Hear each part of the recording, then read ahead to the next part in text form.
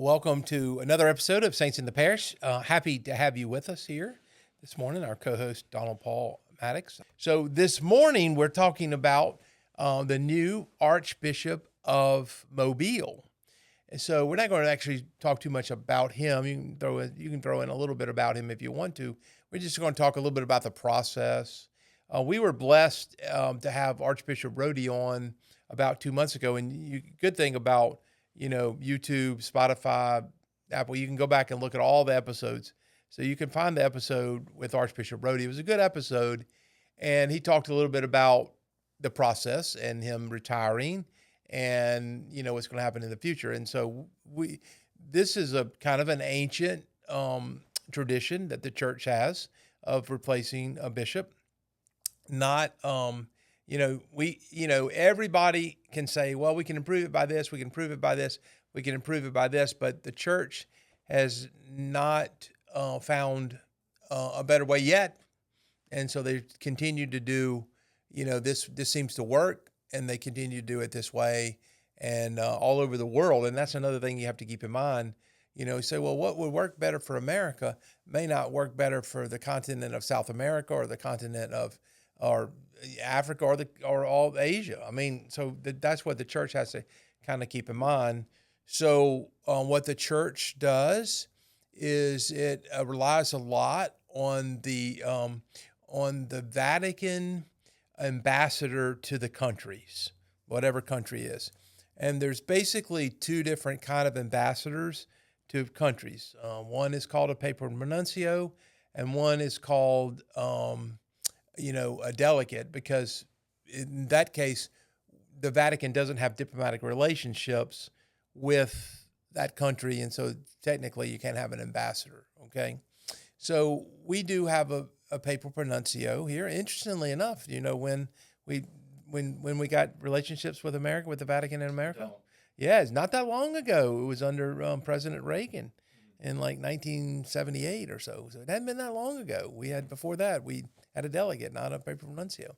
But we did get relationships with, so we have an ambassador here. And we also America has an ambassador to the Vatican too. So the church relies on the Vatican ambassador to that particular country, the papal nuncio. Now, a lot of it does depend on the diocese. So I think there's 366 dioceses in America. So there's quite a few dioceses. So the smaller dioceses, the names will get recommended, and then the Vatican will look at the names, and then they'll send back approval name to the ambassador, the papal nuncio, and then he'll make the calls, and he makes the calls, and that's kind of the way that process goes. Now, for the larger dioceses like New York, Chicago, Boston, Philadelphia, Washington, I mean, that process is probably handled more by the Vatican itself, because those are obviously going to eventually could be the cardinals. Mobile is an archdiocese. Notice that we did receive a bishop, someone who's currently a bishop. He's the auxiliary bishop of St. Louis. And so he was elevated to, soon will be elevated to archbishop. So that is that's obviously very special. And so we'll talk a little bit about the difference between an archbishop and a bishop, and an auxiliary bishop and a coadjutor bishop, and the various. We'll talk a little bit more about the different kinds of bishops. Now, I think the most important thing to keep in mind with all of this that we're talking is within the sacrament of holy orders, with an S, there's only 3 orders: deacons, priests, and bishops, right out of the Bible. Okay, diakonos, presbyter, episkopos. I mean, right out of the Bible. I mean, St. Paul, all of the apostles would understand the difference in those 3 orders. The church formalized it in the sacrament of holy orders. And so technically speaking, only the bishop would have received the fullness of the sacrament of holy orders. So I was ordained a deacon before I was ordained a priest, and then I was ordained a priest. And then if you're elevated to a bishop, then you ordain a bishop, okay? Now, the new bishop of Mobile, Rivatuso, was ordained. I'm not sure how long ago he was ordained a bishop, but many years ago as the auxiliary bishop to St. Louis. So that's the post that he's been holding, and then they just announced about 2 weeks ago that he's going to be the 10th bishop of Mobile and the 3rd archbishop of Mobile. So Mobile in 1980 was transformed from a regular diocese to an archdiocese. And Archbishop Lipscomb became the first archbishop, then Archbishop Brody, and now Archbishop Rivatuso will take that helm on September the 3rd, the installation. So he's not ordained. He's already been ordained. He'll be installed as the bishop. And so that's the day that he formally becomes the Archbishop of Mobile. Now, a couple of interesting facts, and then I'll let Don Paul, chime in here. And a couple of interesting facts. All of the archbishops throughout the world from June the 29th to June the 29th, they have to go to Rome on the celebration of St. Peter and Paul on June the 29th. And they celebrate Mass with the Pope. And they are honored with what is called a pallium. And it kind of looks like a single stole. It's a stole that has been woven out of sheep's wool. So it's a wool. So you can note, Pope wears one. Anytime you see a papal Mass, next time notice it. When the Archbishop comes to celebrate Mass in your parish, notice it. It goes around. It's a yoke. Just like, can you imagine putting a yoke on an oxen? Well, that's kind of what you're doing. It's the whole idea of, and it's made out of sheep's wool, the whole idea of the shepherd carrying the sheep on his shoulders. I mean, it's a great image. Believe it or not, the sheep was sheared on the Feast of St. Agnes, which means lamb. So that's the day they shear this particular wool. Okay, and then they make the pallium out of the wool that was sheared on the Feast of St. Agnes. And then all of the archbishops within that year. So this year, I think Pope Leo gave 34 palliums, so 34 archbishops all around the world. So it'd be interesting to see. Including himself. And that's right. That's right. Exactly. He wasn't an archbishop as cardinal because he was in the Curia. Archbishop of Rome, kind of. So who put his on him? I didn't. I think it was Tagle. Okay, yeah, I see. I don't know if this would be interesting to look up, or if somebody could tell us, but highest cardinal in there, and it could be Tagle. I know Tagle is pretty high up in the. And he seems to be doing a lot of good work too. You know what I mean? So he was one of those that many people thought he could have been the Pope, and but he's again, it was such a great process, and then like, hey, I didn't get maybe what I thought I deserved or what I wanted or whatever. So no, it doesn't work that way in the church. You keep on working as hard as you were working before. You know what I mean? And certainly Pope Leo is doing a wonderful job. So I think this is the first archbishop that Pope Leo has appointed. I know certainly in America, maybe even around the world. You know what I mean? So it was, probably in the works a little before, maybe. Interesting. I found it interesting that, these kind of things don't really leak out, do they? No. There's no, like, you could say, well, who do you think? I have no idea. I have no idea. No one has any really idea of who, and this guy wouldn't have been on the list to become the next Archbishop of Mobile.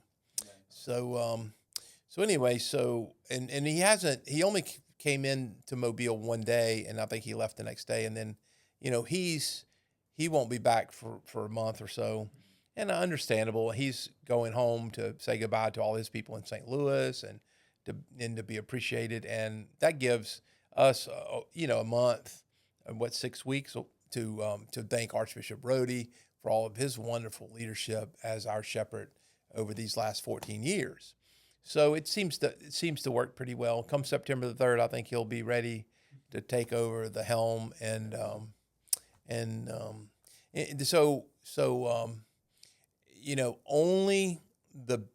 so let's talk a little bit about archbishop, coadjutor bishop, auxiliary bishop. Can you think of any other kind of bishop? I think those are the three basic names. Be honest with you, there's only a bishop. Okay, all of the all those other titles are added on to, I guess, a cardinal. Because if you ever notice how they name, like Cardinal Archbishop Timothy Dolan, that's the official when anyone introduces him. They put that in front of that. Well, the same with whatever's put in front of a bishop.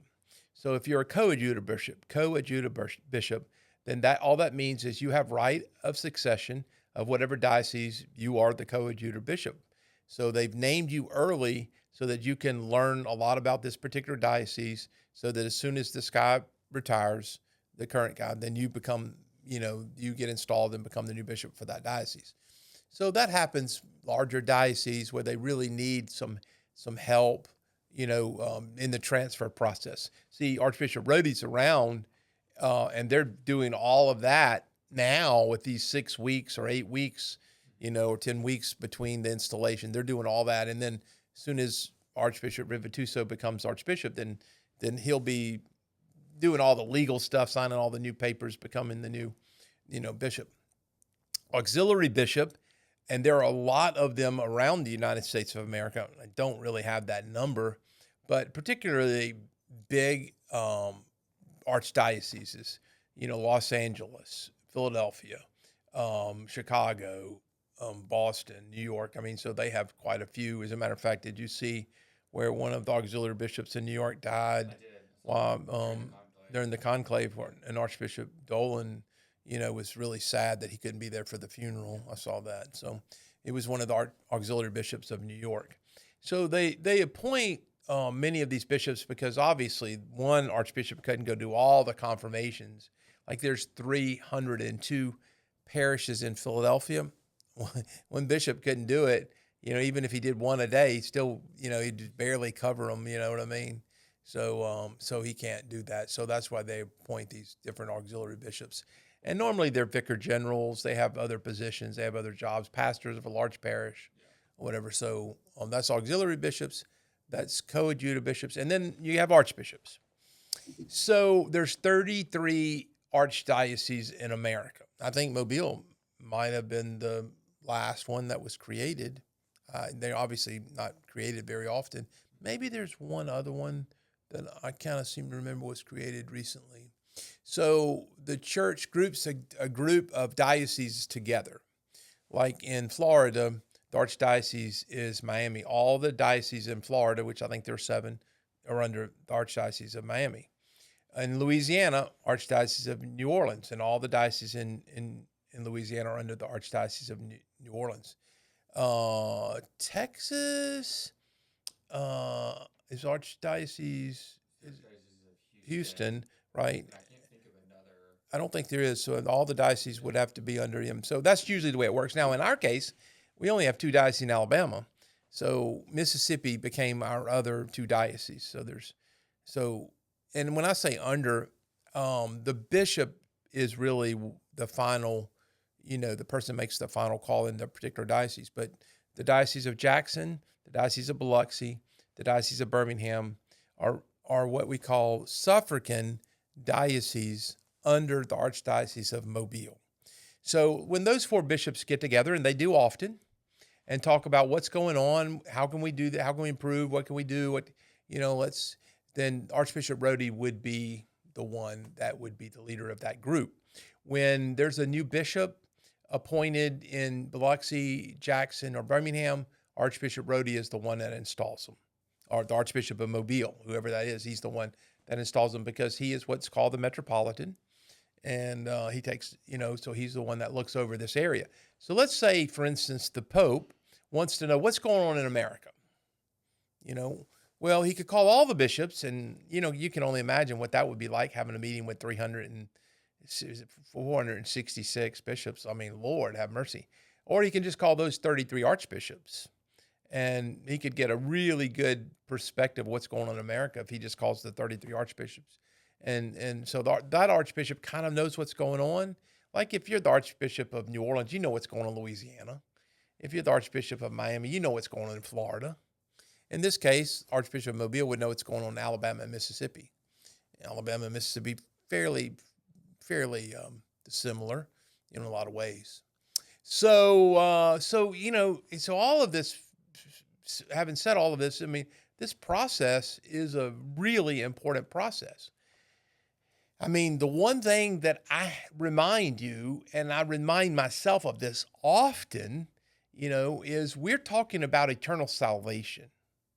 And I know, sometimes the Protestants, different people give us a hard time, like y'all need to change, y'all need to update, y'all need to, you're doing the same thing you were doing 1,500 years ago, 1,700 years ago. We have changed and we have updated ourselves, and we try and make ourselves as relevant to the faithful as we possibly can, because again, we are so interested in eternal salvation for everyone. That's our goal. I mean, as a pastor of a parish, you have to say to yourself, what can I do to bring as many of these people in my parish to heaven? I mean, literally, that is my goal. And some of my even ability to receive that eternal salvation, to be afforded the reward that Christ offers, this depends on whether I take that serious or not.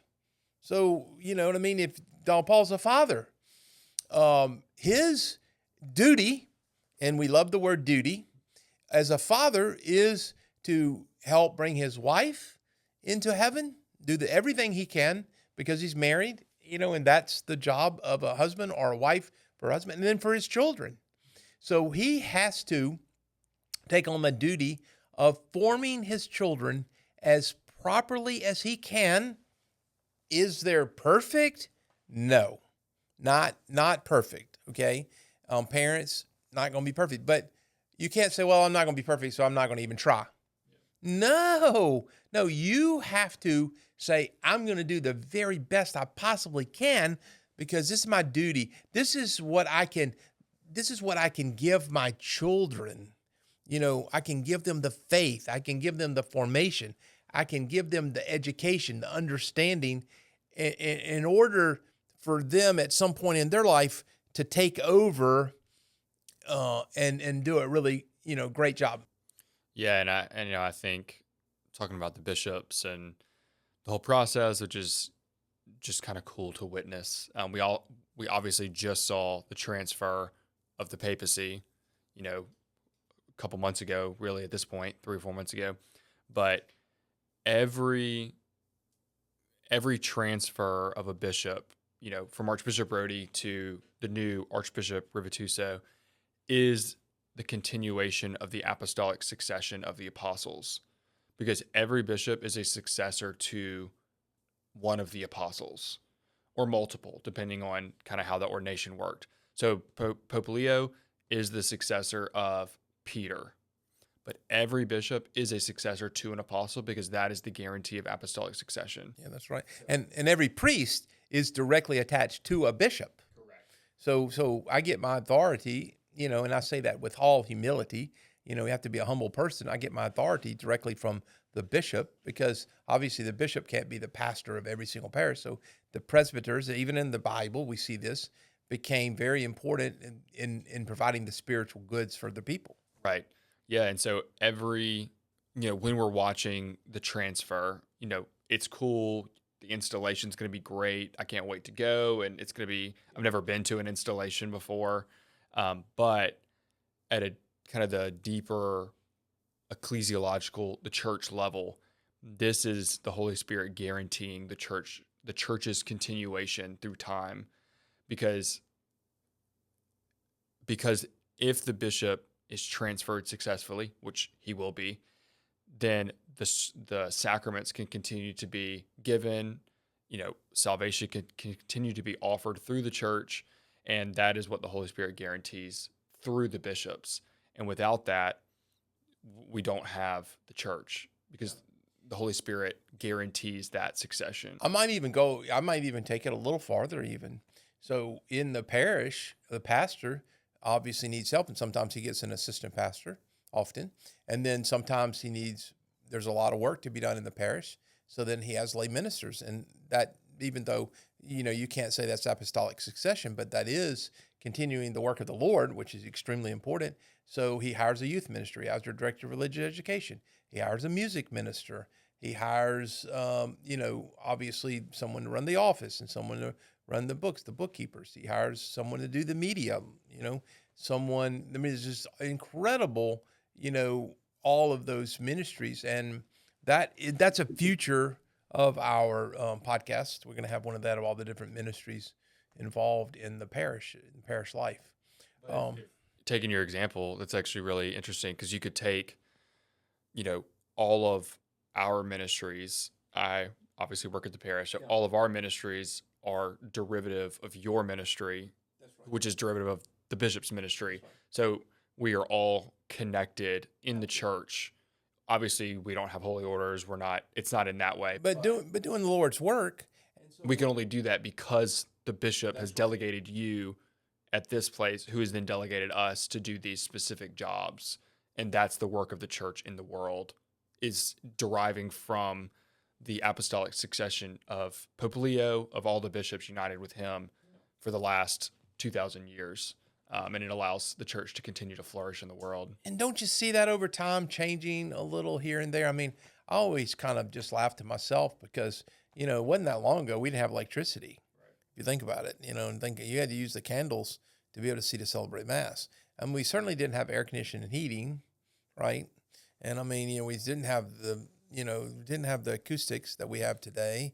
All of those things are elements to help us have a better celebration and worship of God in doing what Christ asked us to do, gathering together the community and celebrating Mass, so vitally important.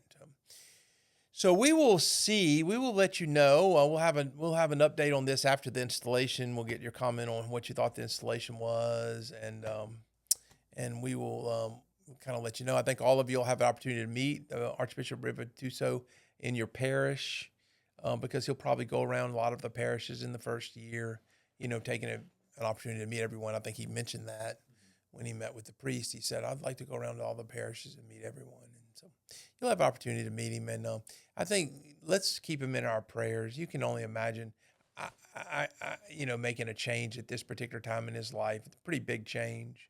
So keep him in your prayers, and know that Don Paul and I take this ministry kind of very serious, and we do pray for all of you, and we keep all of you in your prayers. And part of that inspiration is that we want you to worship God as fully as you possibly can, and particularly at Mass in the parish. So, the whole impetus for beginning this particular ministry is that we're helping people that go to church. We're helping people that pray. We're helping people that are people of service to others. That's who we're trying to reach. If we reach others, fine. Our podcast, Saints in the Parish, is not intended to be some deep theological, there are a lot of those out there, something really deep in theology. Go for it. There's a lot of other podcasts that are out there. And at the same time, I don't think this podcast is necessarily oriented just to attracting new people to the faith. I mean, obviously we love to, and I guess we're going to talk about RCA in a week or two. You teach RCA in your parish. Don Paul works at St. Lawrence, but he's a parishioner in another parish, and he helps with RCA in that parish. And then OCI, we'll talk about it, I guess, because it's probably coming up soon that a lot of the OCIAs will start in all the parishes. So now's a good time to be thinking about who would you like to invite to maybe consider becoming Catholic. Yeah, absolutely. If you haven't subscribed, please subscribe. If you haven't liked the podcast, please do so. Please give us a rating on the podcast apps. Help us reach some more people. And we can't wait to see you in the next episode. God bless you.